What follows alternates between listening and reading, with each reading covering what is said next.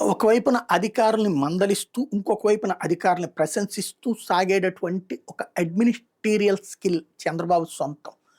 దాన్నే ఏదైతే original CEO type of mentality అంటారు. ఒక ఉద్యోగిని పూర్తిగా దూషించొద్దు, ద్వేషించొద్దు. ప్రతి ఉద్యోగిలో పాజిటివ్స్ ఉంటాయి, నెగెటివ్స్ ఉంటాయి. నెగెటివ్‌ని జస్ట్ టచ్ చేసి వదిలిపెట్టి పరిష్కరించుకో అని చెప్తా.